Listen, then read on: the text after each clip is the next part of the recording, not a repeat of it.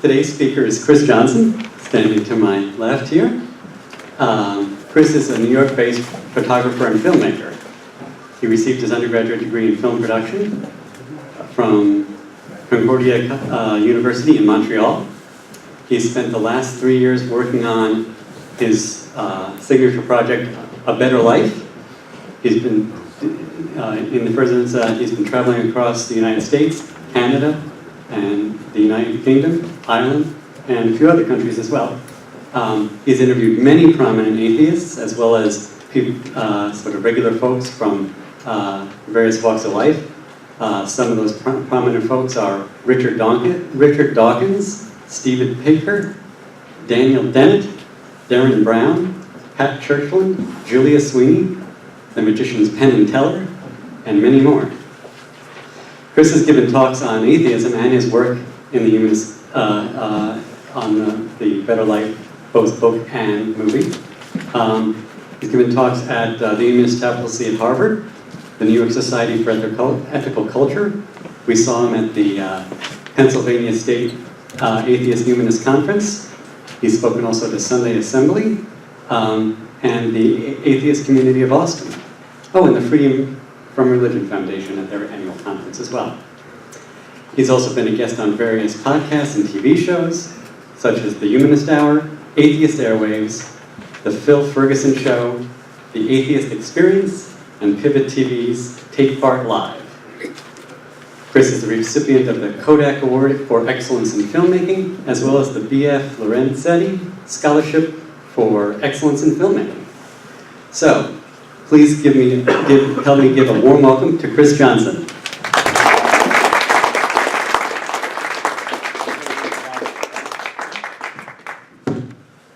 Okay. Are we good? Can you hear me? Everybody hear me? All right, awesome.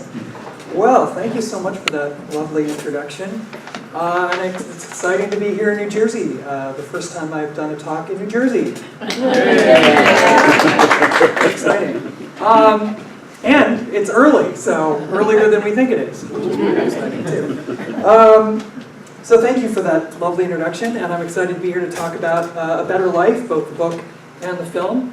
And for those of you that are interested, the book and the film are for sale in the back afterwards. I can sign those. The books are $30 and the DVDs of the film are $15 if you're interested in that.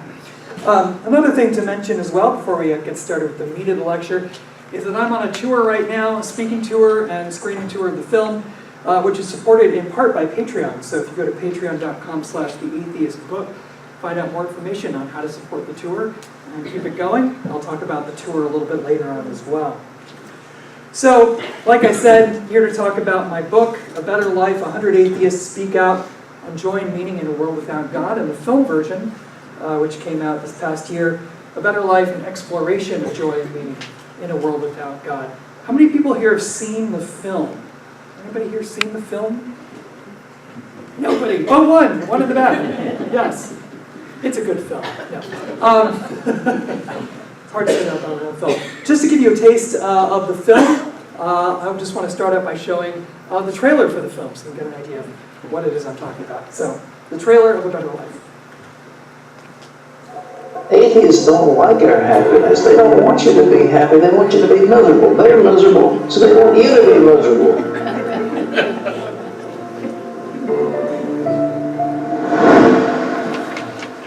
Not believing in God was such a sea change of worldview that it changed my life fundamentally and forever. This idea that some people have that atheists must be nihilists who have no purpose and they're all dour all the time and, oh, this life has no meaning and purpose and why don't we just end it all? I cannot grasp that. The more I've understood about how the universe works, the more that all has come, more joy, rather than going, oh, it's just clockwork, the sun's there and we go around it every year and all that stuff. No, I think that's amazing. That is extraordinary how that's happened.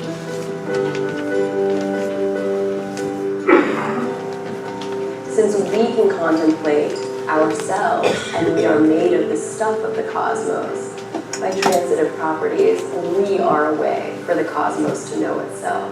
I certainly feel more liberated. That's amazing.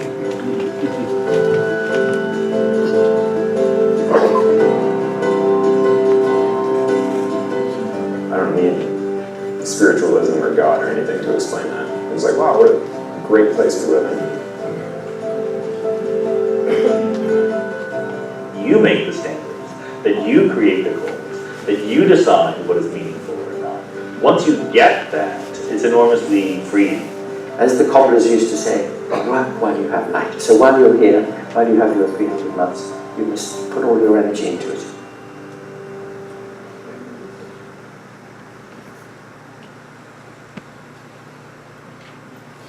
So that's the trailer for the film, which is touring the world. Again, I'll talk more about the screening tour of the film a little bit later on.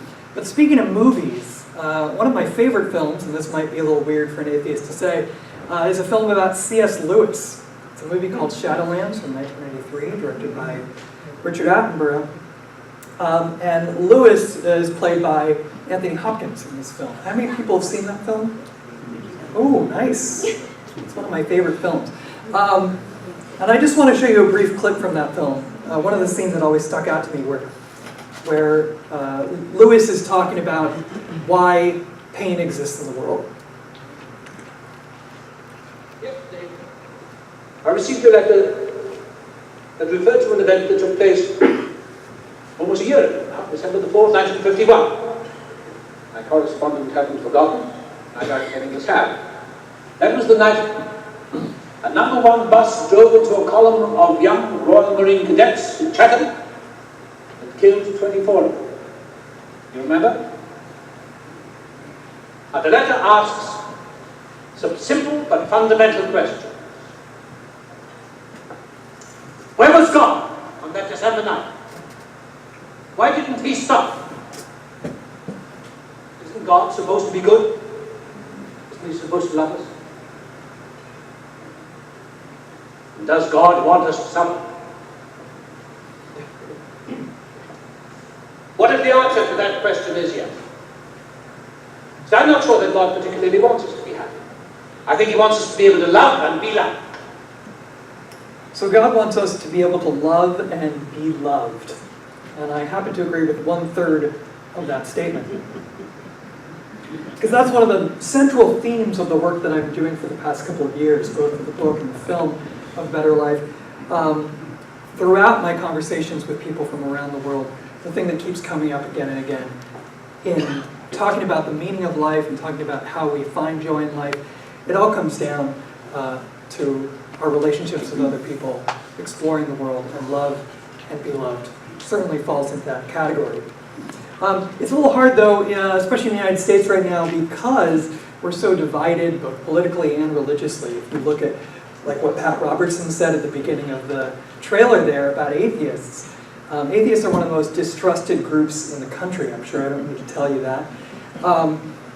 People think that we can't be moral without God. People think that we're terrible people, that we eat babies, all that kind of stuff, right? We worship Satan, right? I hear this again and again and again. You see it. It's not difficult to see everywhere. Just turn on Fox News. But why would you want to torture yourself like that? Atheists are very distrusted. Those of us who don't have a God in our life. And about 10 years ago, the new atheist books came out. Remember?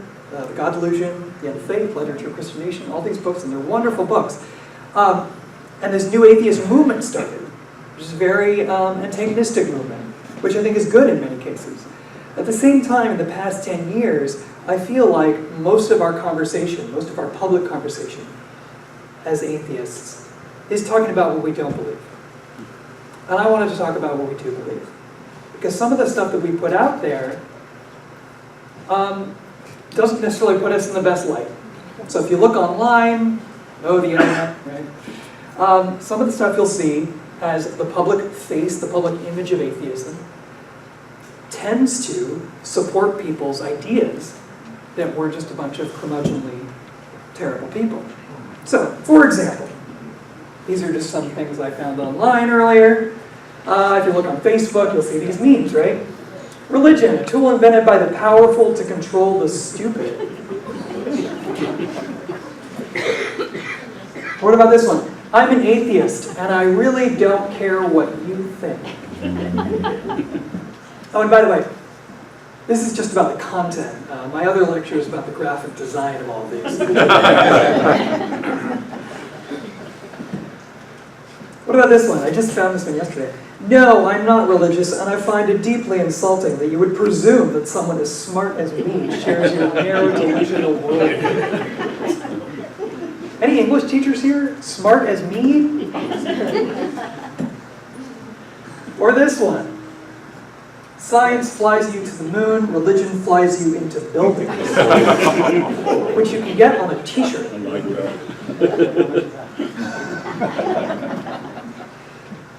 This is the public face of atheism. And this isn't even just what Pat Robertson is saying about us. This is what we're putting out. And while I admit, I think there is some, you can squeeze some truth out of these statements in some ways. I think they're unnecessarily antagonistic and overly simplistic. This one, for example, I think is. It's not as simple as that, right? This is what I want the face of atheism to look like. This is a photograph from my book. This is author Greta Christina and her wife Ingrid in San Francisco. Of course, behind them is the Great Wall of China. This is my favorite joke. If you read Greta's portion in the book, this photo is even more significant. I won't spoil that, tell you what it is, but it's a very poignant photograph for me in particular. Or Alex Honnold in Yosemite National Park. Tracy Harris in Austin, or Pat Churchland, San Diego, or Julia Sweeney and her daughter. These are all photos from my book, showing the happy side, the positive side of our lives without God. But how did I go from being a poor, struggling artist living in New York to being the poor, struggling artist standing in front of you? It all started a couple of years ago, about 4 years ago, in White Sands National Monument in New Mexico. Has anyone been to White Sands before? A couple people. Oh, apparently everybody on this side of the room. If you haven't been, you should go. It's amazing. It's one of the most beautiful places I've ever been. And I went there on a road trip with my brother. We were traveling from San Antonio to Seattle, where we both grew up. And we stopped here, and it was amazing. I'd never been anywhere like it. It looks like snow, these sand dunes. And it just stretches for miles and miles of these rolling hills of snow-like sand. It's really, really incredible. And I was there, and I was taking a bunch of photos, as I do. I was a freelance photographer at the time. And my brother said, you know what? You should make a photography book. And I said, why would I do that? There's so many photographers out there. There's so many photography books. Nobody cares about me. Nobody cares about my work. Why would I do that? And he said, well, you just have to think of a way of making it different. And it stuck with me because we were in this gorgeous space. Some might say spiritual, right? Even though I don't like that word. And we were listening to a lot of podcasts in the car about religion and atheism. I minored in religious studies in college, so I'd always found the topic of religion interesting. Even though I've always been an atheist, I never believed in God. I was never raised in a religious environment, but I always found it interesting. So being in this space and thinking about ideas of God and beauty and nature, joy, meaning, and happiness, and these big questions in life, it got me thinking, oh yeah, what if somebody made a photography book? What if somebody made a book about atheism? Then instead of, these are the reasons why God doesn't exist, or you religious people are all stupid. What if it were just photos of happy, smiling people talking about the positive things in life, right? And I agree, I think there's a place for combating the religious the religious ideologies that we disagree with. I think that's really important. But at the same time, that seemed to be, at the time at least, all we were getting. So I think we're missing half of that conversation. So I thought, this is something I could really do. And I thought for sure someone had already done this. You know, you have an idea, and then you look it up, and you're like, oh, somebody's already done it. It's happened a million times. But I looked, and I looked, and I looked, and I couldn't find that anyone had done this yet. So I thought, this is what I really want to do. But I had a problem. I didn't have any money, right? And doing a project like this, traveling, meeting people from around the world, photographing them, putting together a big hardcover coffee table photography book was going to be very, very expensive. And because I'd never done a book before, no publisher would have been interested in me, right? And then I found Kickstarter. How many people have backed a project on Kickstarter before? How many people backed my project on Kickstarter? Shame on all of you. Kickstarter, for those of you that don't know, is a crowdfunding platform. So it's a site where you can say, I want to do a book, I want to do a movie, I want to do a theater project, I want to do a video game. And people can give you money. It's like a PBS pledge drive. People give you money and they get a reward in return. So you get, for $50 you get a copy of the book when it's done. Or $100 you get your name thanked in the book when it's done. Things like that. So I decided, aha, this is how I can do this. This is something needed. People will support me.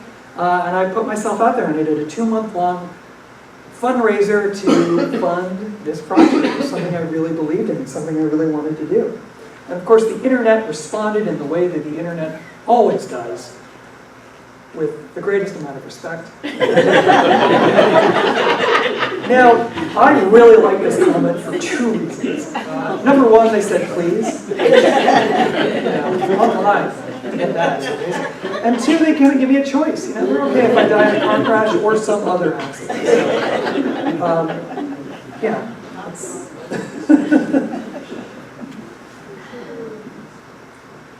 So,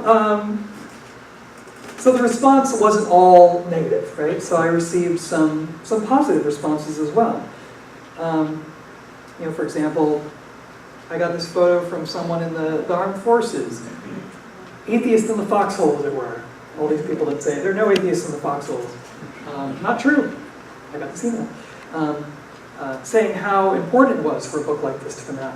To show people that we can be good, we can have the same feelings of joy and experience the same lives as people who have a God in their life. Or even better, right? I also got an email like this. This is someone who wrote to me. He said, I'm a 60-year-old still in the closet atheist. I have to be due to my very conservative, narrow-minded Western Pennsylvania surroundings. Just around the corner, right? Life makes more sense now. I can live for now and enjoy my life, not suffer now so I don't burn for eternity. Losing my religion has been such a refreshing change. And I read this and I thought, wow, this is amazing. This is, especially for me as someone who was raised without religion, to get emails from people who were really going through a crisis of identity, to see value in the work that I was doing, really meant a lot as I was doing this fundraiser. He finished his email by saying, I'm anxious for your book to be published, though I'll have to hide it under my bed so no one gets it. Finally, after 30 years, my work has something in common with pornography. It's pretty incredible. So like I said, I did a 2-month-long Kickstarter fundraiser process to do this. This is a graph of that. It's a little hard to see, but each day is represented by a dot there, and the green line up there is the goal. If you know anything about Kickstarter, if you don't reach your goal, you don't get any money. So you have to reach your goal to get the money. And so there was a lot of pulling my hair out along the way here, trying to get this thing funded, trying to get the word out, say I really wanted to do this. I really felt this was important. And finally, April 8th, it succeeded on the last day there. April 8th, by the way, is my birthday. April 8th is my birthday, so there is a God. Wouldn't that have been a fun twist, right? So, yeah, it was pretty exciting. And when it succeeded, it was the 2nd highest grossing publishing project Kickstarter had ever done. All for an atheist book. Thank you. So, I raised the money to do it, and I was off traveling, meeting 100 different atheists from around the world, talking about issues of joy and meaning, and really going to some incredible, beautiful places to photograph the beauty in the world that we all see, and doing some pretty cool things along the way. A lot of travel. It's kind of what my life is like now, traveling around doing talks, showing the film in various places, which is kind of an exhausting life, but it's also extremely rewarding, and I do and you love it. I get to go to amazing cities, both abroad and of course here in the US as well. I just did a talk in Detroit a while ago, so they didn't like that stuff. I don't know why. Cleveland didn't like it either. And I met some amazing people along the way. Some folks you might recognize. On the top right there is Donald Johanson, who discovered Lucy back in the 1970s. The bottom left there is Nala Mahmood from Sudan. And Carol Blue on the right there, the widow of Christopher Hitchens, featured. And some other people you might recognize, of course, Richard Dawkins, featured in the book, who I hope is doing well after his recent stroke. But I've heard he's doing well, which is good. One of the most common questions I get from people is, how did I find people to be in the book? Because there are 100 different people in the book. How did I find all these people? Well, some are well known, like Richard Dawkins, well known as being an atheist, but others I found through more interesting ways. For example, the next person I'll show you, when I was doing the fundraiser, the Kickstarter, I went to a friend's house in New York and we were watching 60 Minutes on TV. And then I saw this story.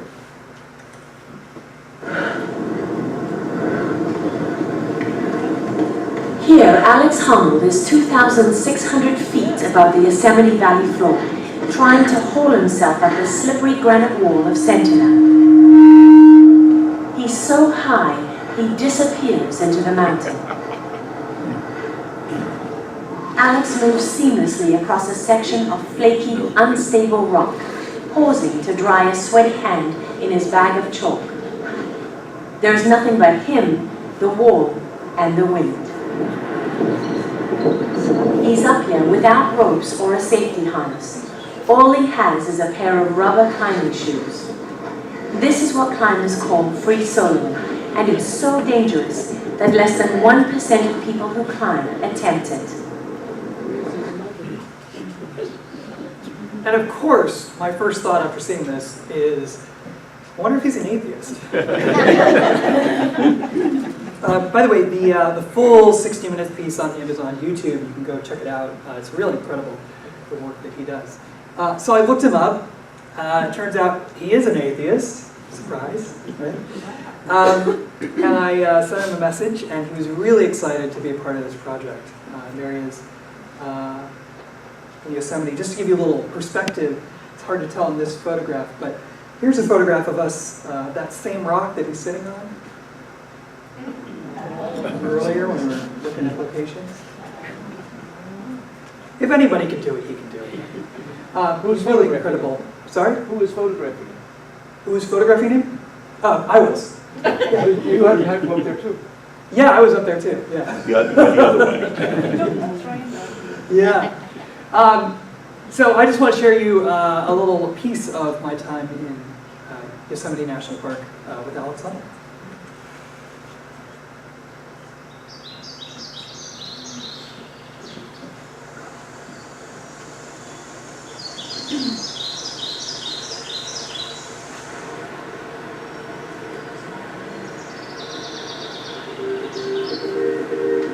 My name is Alex Honnold, and I'm an atheist rock climber. I love rock climbing, I love being outside, I love traveling, and I guess I find meaning in all those things. Well, I come back to Yosemite pretty much every season, every spring and fall, just because the walls are huge, the cliffs are really inspiring, the weather is really good, it's also really convenient, it's kind of close to my home. I mean, there are a lot of things that draw me here, but I mean, it is like legitimately some of the best climbing in the world. I was taken to church for maybe like 5 or 6 years as a kid that I can remember, and at no point did I ever think that there was anything going on with church. I just always saw it as like a bunch of old people eating stale wafers. You know, I would like look at the rafters and imagine climbing around on things, and like our church was built like a bunker kind of, and I would imagine like a nuclear apocalypse happening outside and us all surviving. You know, just whatever. But it had nothing to do with church. Like, now a letter from Paul to the Corinthians, or like, whatever. Yeah, for sure I've had moments of, sublime bliss, whatever you want to call it. Like, generally in places with epic vistas, or on top of some mountain, Or sometimes after a hard day of climbing or something, you get to the top and it's sunset and everything looks magical. And for sure I've had some magic moments like in nature. I mean, I've probably had more moments like that than most, really, because I live in places like this all the time. And I'm like outdoors doing this kind of stuff all the time. I guess by not believing in an afterlife, it just sort of forces you to make the most of this life, to actually get the most out of the time you have. And that probably has affected the way I live my life a little bit, by really accepting the fact that I'm just another animal on the earth, and that I will die in my time, and that I only have a limited amount of time, and I have to use it.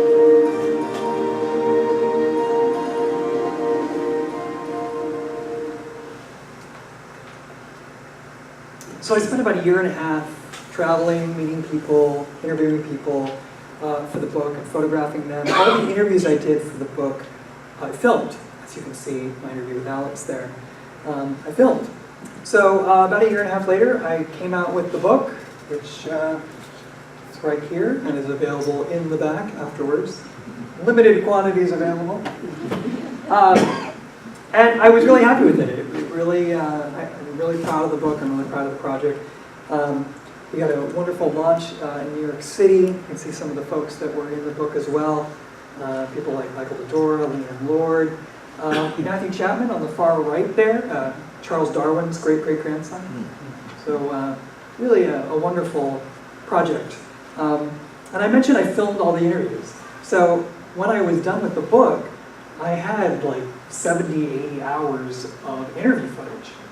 I thought, well, what am I going to do with this? I'll turn it into a film, right? So I did another Kickstarter to raise the funds to do the film, and spent about 9 months editing on this very laptop. It's incredible what you can do nowadays. I have a whole feature film on a laptop.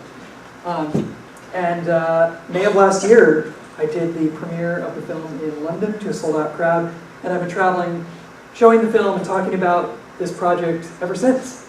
And it's really been an incredible experience, like I said, going from place to place. This is from Syracuse. It's pretty cool to see the name of your film on a giant marquee. Or in Boston, or one of the many cities I've done talks at or shown the film at, all over the world, from Iceland to China, all over. This is from a screening I did of the film on the island of Bornholm in the middle of the Baltic Sea, which is pretty incredible. We had 5 people there. which I say, given the population size, that's pretty good. So, by the way, we did it at the library on this tiny island, and the library is open 24 hours a day, which is pretty cool. Who would have thought that? You have your library card opens the door.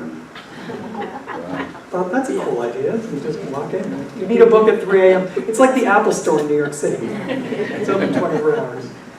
I guess that's how much they value reading, right? Pretty cool. Go Denmark. Also went down to South America. This is from the South American premiere film in Lima, Peru, back in June. And really, what an incredible experience to show the film in a country like Peru. Peru is one of the most religious countries in the world, 97% Catholic, right? We had a sold-out standing room only crowd when I went to show the film there. Really an incredible experience. One of the organizers of the event there was telling me that some folks had traveled 8 hours on a bus to come see the movie. Which, if you've ever seen a bus in Peru, you wouldn't want to take it 8 blocks necessarily, let alone for 8 hours. The infrastructure just isn't there. So it's really incredible. It shows that this kind of thing was very much needed down there. We had a really great reaction. Also, in July, I went to show the film in Shanghai, China, which again, really incredible experience, to be able to show something like that over there. A really good response. So, like I said, showing the film project has really been one of the most incredible experiences I've ever had in my life. Probably the biggest thing I've ever done. It's something I'm really proud of. Before we go on to the discussion portion of this, where you can ask me questions, we can talk about things, I just want to show you a couple of clips from some of the interviews that I did, so you can get a little taste of that as well. The first person I want to introduce you to, you might know. neurophilosopher Pat Churchland. Has anybody read any of Pat's books? Anybody know? You know Pat Churchland at all? No. Okay. That's good, because she's amazing. I just want to show you this clip of Pat Churchland talking about celebrating from a secular perspective. I used, of course, to teach introductory philosophy to undergraduates, both at UC San Diego, but also in Manitoba. And often, of course, the issue of religion very naturally would come up. And in the kind of social times, you know, when I'd go for coffee with the students and things afterwards, they'd say, well, you know, what do you do about Christmas?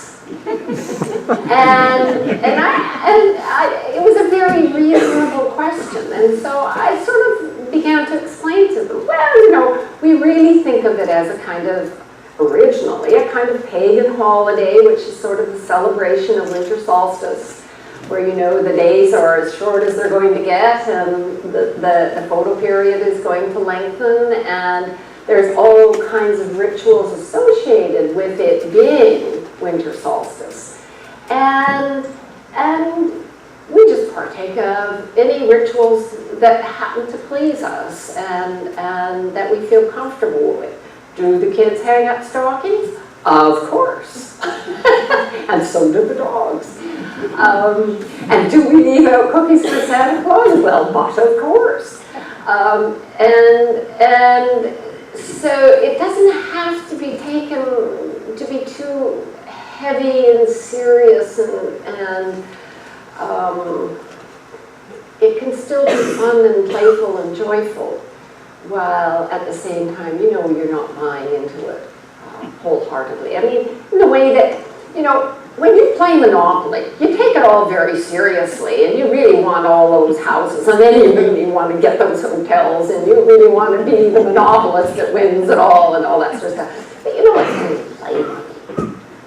Well, in something like that, I think that you can partake of various religious rituals without believing in the metaphysics or the mysticism or the stuff that goes on behind it all.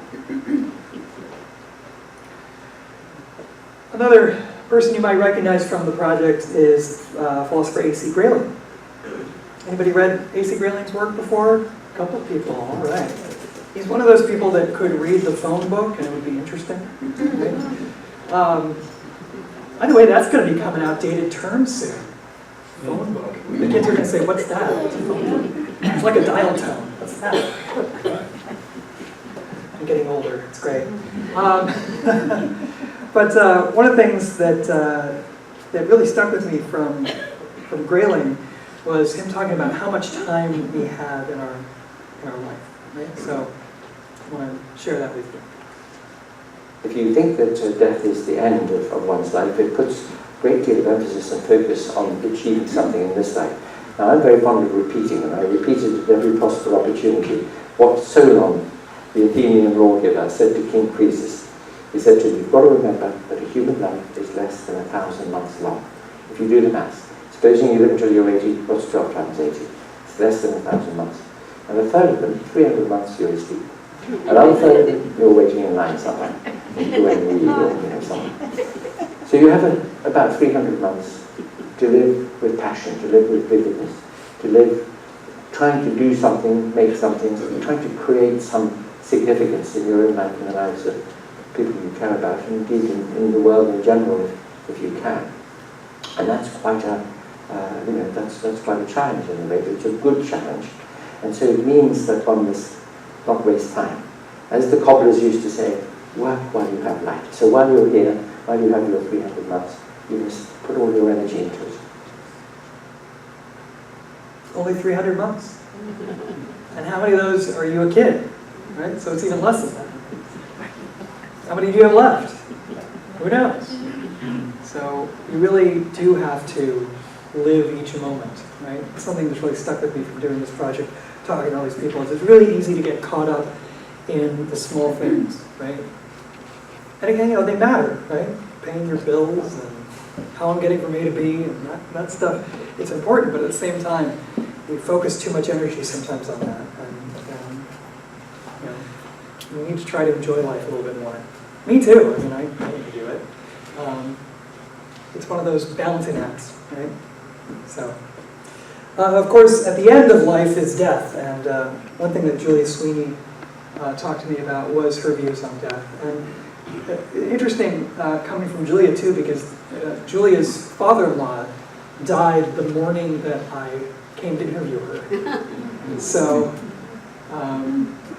it was really fresh on her mind. So Julia Sweeney talking about her views on death. Well, that's interesting, because I've had a lot of death around me. First of all, I've somehow had a lot of death around me just by accident. Like I've just worked with a lot of people who died. I've had a lot of friends who've died. And I've had family members who died. My brother died of cancer, and that was when I was sort of a believer, like kind of a vague believer. I wasn't clearly an atheist then. But this summer, my other brother died, and my husband's dad died, and so I'm just like really around a lot of people dying right now. And I guess it makes, like, you really do see everything differently. I notice, for example, people coming and saying, I'm praying for you and I'm praying for your brother. And I realize they're really just saying, I'm thinking of you and I'm thinking of your brother. But I know, like, just having gone, my brother died like a month and a half ago, and people, they seem to want to, like they would go to church and say a prayer for my brother, but not necessarily go do something for him before he died. So for me, I understand that if what helps you think about somebody who's about to die is to go into a church and just meditate on that person for yourself, that makes a lot of sense. But it doesn't make a lot of sense to the person who's dying. Really, you need to be with the person who's dying. So that changed my attitude about being around people who are dying. I really think of people like flowers in a big field of wildflowers, and they bloom and then they die. And so just that view of people makes it really poignant for me. It's actually much more profound death to me than it was before. If you really think somebody's going to die and then go off somewhere else, that's a very different point of view than if you think the universe produced this person who lived for this many years and had this many experiences, and now they're going away, and the universe is continuing on. I mean, that's just a very different view of it. And to me, it makes it very poignant and very meaningful and really emotional. Her statement about people being like flowers in a field kind of brings me back to that last sentence of the quote from Shadowlands. Love and be loved. So if you look at the life that you have, if you look at the experiences that you have, much of it comes down to just those two things, loving and being loved in return. And one of the things that I'm really proud of with this project is these themes and ideas don't just, for lack of a better phrase, preach to the choir. I mean, it's great to come to humanists and atheists and secular groups and talk, but one of the most interesting things about this whole experience has been the reaction that religious people have had to something like this, challenging their ideas in a good way, making them think about things in a way they'd never thought about before, think about atheists in a way they'd never thought about before. Just as my closing, I want to introduce you to a man named Matt McMahon, who I met at a screening in Phoenix, Arizona, who stood up during the Q&A after a screening event and introduced himself. And he also made a little video, and I want to share that with you. Hey everybody, my name is Matt McMahon, and I'm a music pastor at a church in Phoenix, Arizona. And I had a chance to attend Chris Johnson's film, A Better Life. It might sound a little unusual for a Christian pastor to attend a film promoting atheism, but I attended because I felt like it was a good opportunity for me to expose myself to ideas that were different from mine, to people who thought differently than I did about the big questions of life, to see what I could learn. And I learned a lot, and it was a really very good experience. I would encourage you, if you are a person of faith, or if you lead an organization that is faith-based, to consider viewing Chris's film and possibly exposing it to your organization as well. I feel like that you'll probably have the same experience that I had, which is a deeper understanding of what atheists believe and what they stand for, not just what they're against. And also a deeper understanding of my own personal faith. Why do I believe the things that I believe? This film challenged me in good ways that helped me to work through that. And I think it can foster a really good conversation between people who believe in God and people who don't, about why they believe what they believe. And I think a greater understanding is going to lead to some really positive things and help foster some really good conversation. And if you are interested in that and growing in your faith personally and in helping to understand where other people are coming from and what their barriers to faith might be, I highly recommend to you Chris Johnson and his film, A Better Life.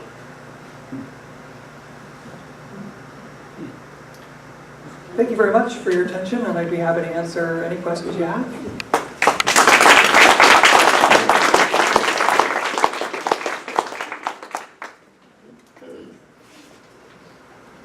Thanks, Alex.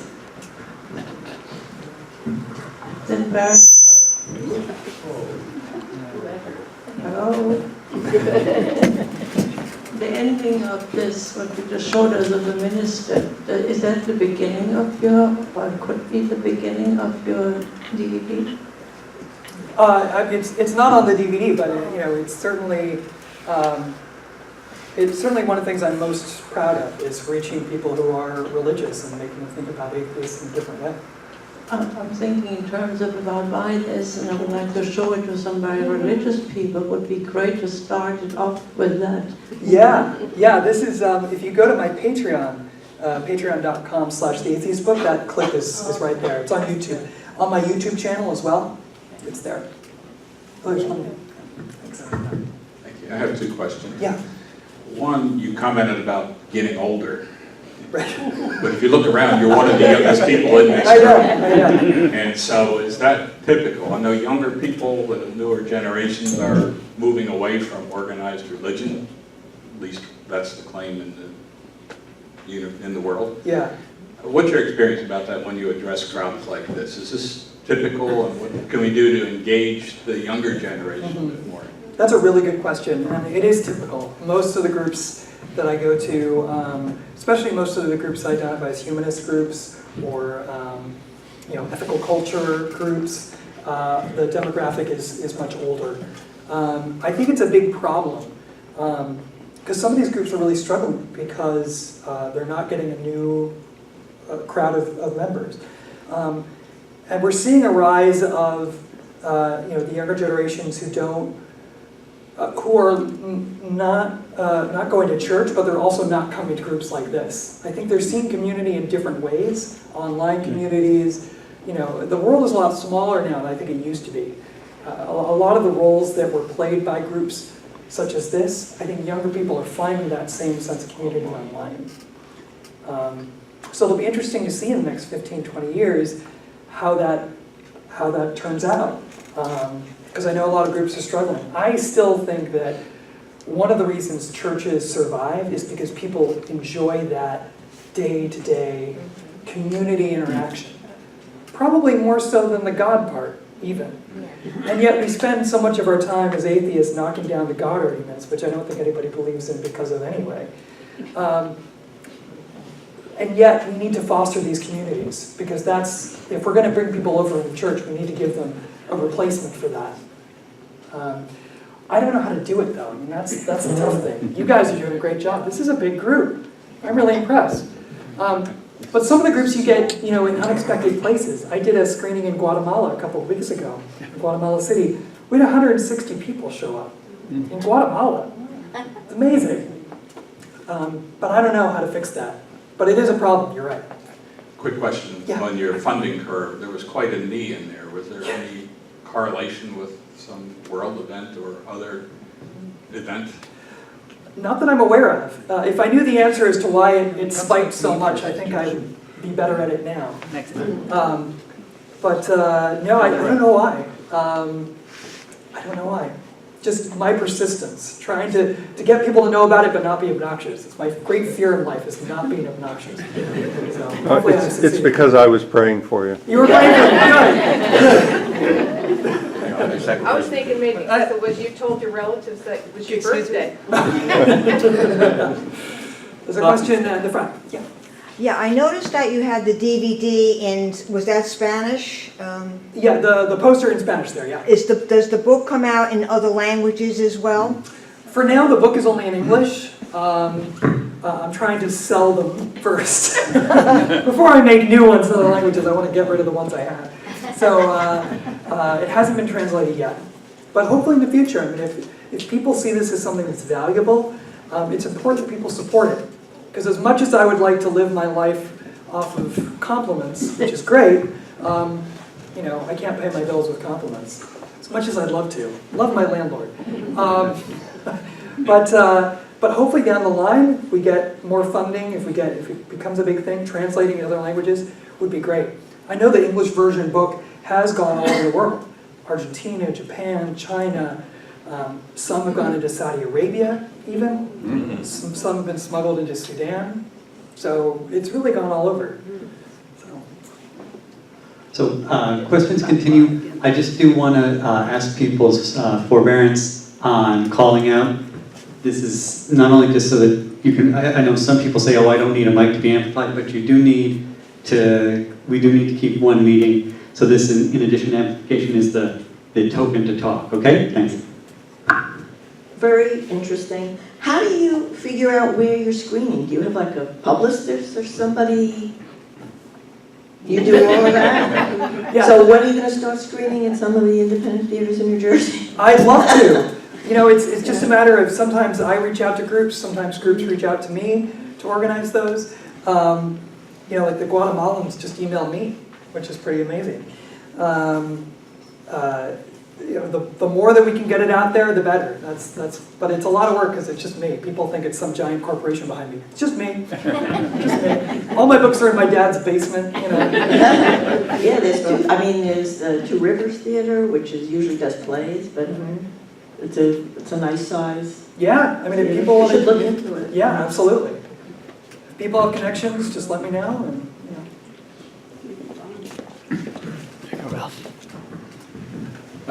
I think the book and the DVD are beautiful, gorgeous. And I think that if Robert Ingersoll was still alive, one of the founders of the humanist movement, he'd be doing what you're doing because it's outreach. And I think that's really an important next step in that you're going out to non-humanist groups and planting that seed out there.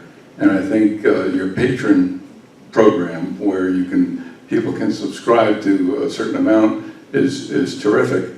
I'd just like to put it out. I plan on becoming a patron, but I was just wondering if a group like this could go together and be the Red Bank Humanist patron for a project like this. It's outreach into places we can never ever go. And I think it's worthy of support. Thank you very much. I appreciate that. Yeah, absolutely. I mean, it's something that, whether it's organizations or individuals, every dollar helps. I sound like a pledge drive. But it's true. I mean, yeah, absolutely. Yeah. A great project. Thanks for sharing it with us. When I talk to theists about the creation of the universe, eventually I'll say, go watch Neil deGrasse Tyson. He's an astrophysicist, and he's a great communicator, and he's accessible. If the same question were to come up on moral guidance, who should I send them to? Is there a free thinker who is as credentialed as Neil deGrasse Tyson and as good a communicator and as accessible as him? That's a good question. I think in terms of accessibility and you know, for the general public, one of my favorite people, who's now a good friend of mine, is Matt Dillahunty. Anybody know Matt Dillahunty here? Yeah? He hosts the Atheist Experience TV show out of Austin. And he also has a video series he's putting together, and he's in the film and the book. And he makes his arguments probably some of the most accessible that I've seen for that. And he doesn't talk all about secular morality, and he deals with the God argument as well, but he's probably one of my favorites. Have you found any sympathy within the non-theistic community, meaning traditions that don't recognize a God? So like, I use the Buddhist tradition Like Buddhist, as an yeah. example. Not really. Some through, I guess the one exception would be Unitarian Universalists. So I've done talks at UU churches and done events at UU churches from Texas to Connecticut. But it's rare. It's mostly atheist or humanist groups that I've worked with. But I'd love to work with other groups as well. Just a minor question. I saw you had pictures there of Greta Christina, one of my favorite columnists. Did you by any chance interview her? Do you have her on film saying anything? Yeah, I do. I don't have it as part of the presentation, but I did interview her. And her section in the book is particularly moving, I think.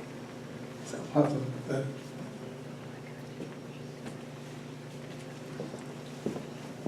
be back for a moment while I get back to Linda. Here you go.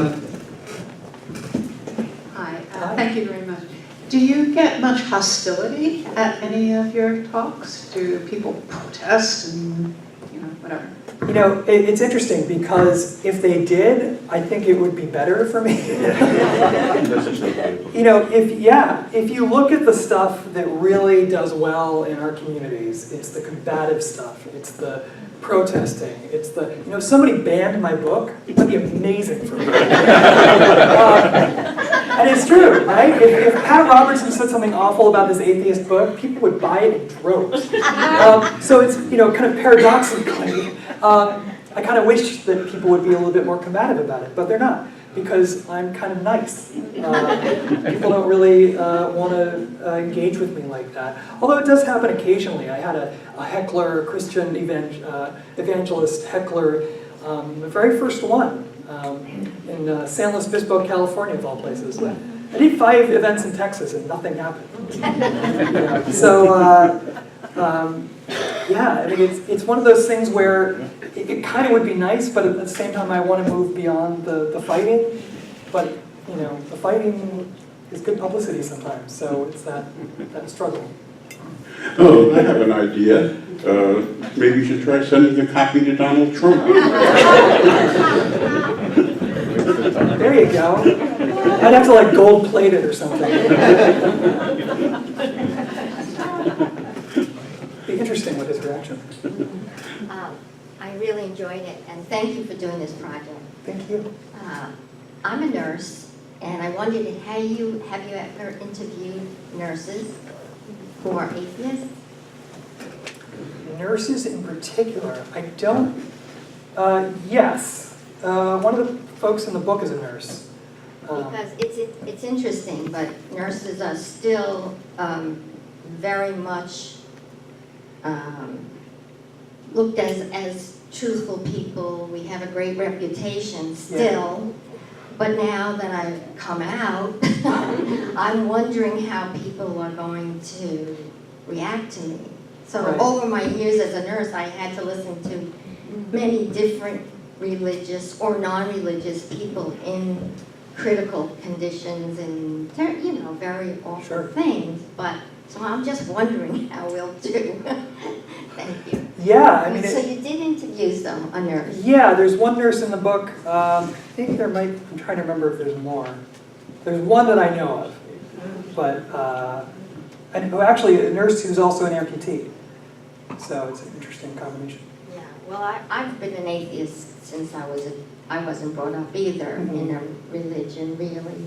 So, thank you. Thank you. Speaking of healthcare, I had 2 days ago I had a wisdom tooth taken out, which makes doing talks after more exciting. All the pain meds, it's great. And before the extraction, I'm sitting there, I'm chatting with the doctor, the dentist who's doing this, And she says, "Oh, you say you travel a lot. What do you do?" I said, "Oh, this is a book and the film on atheists." "Oh, that's exciting. Oh, yeah." I was like, "Do I want to talk about this right before the yank something out of my mouth?" But she seemed okay with it, so always fun. So I was wondering if in the book there was an effort to interview so-called, let's call them ordinary folk?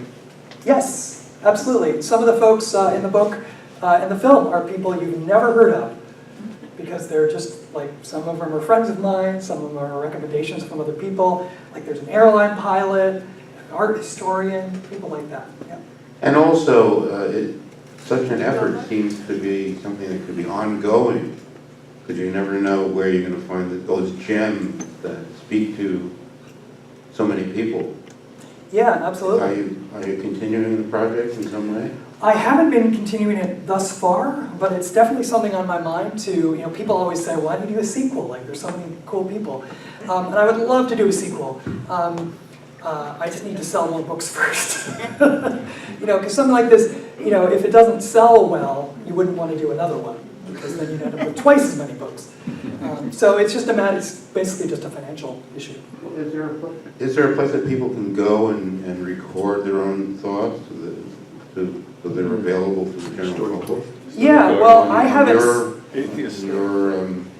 YouTube channel, for example? Yeah, I haven't set up something official yet, but it definitely is an option for the future. I mean, people can upload something to YouTube and they can send it to me and I can share it with folks.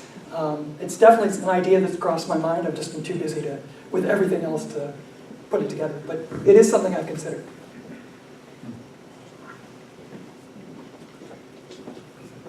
Anything else? Other questions? Or? I have one short question. Hang on a second.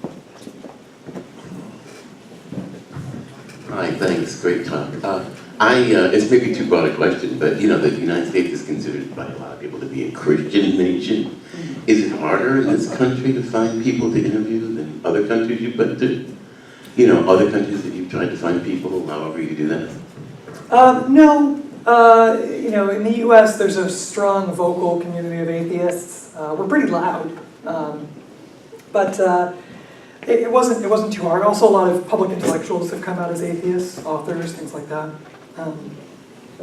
So it wasn't too difficult. I think countries where it's a lot more oppressive can be more difficult, where people really risk a lot. The Middle Eastern countries, or even when I did the screening in Guatemala, I got an email from a guy the next day who said that he was at the screening and he got a DVD for his parents because he grew up in an Orthodox Jewish community in Guatemala. Who knew that existed? And the rabbi kicked him out of the community when he found out that he was gay. Although he said they kind of shot themselves in the foot with that because he was the only Spanish, Yiddish, English translator they had.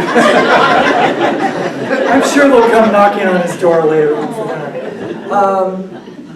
But in those kind of communities, it's a lot bigger of a deal. But here, not particularly. Quick question. Is the DVD that you have on sale here, is that the movie, or is that something, a third item? You have the movie, the book, and the DVD? No, the DVD is the film. Is the film? Is the film, okay. yeah. So there's the book. The books are $30 and the DVDs are $15, and I take cash or cards. Just to let you know. Okay, so it seems like we've gotten around to all the questions. I'll take one last survey. Okay, well, thank you very much, Chris. It's so good to have you.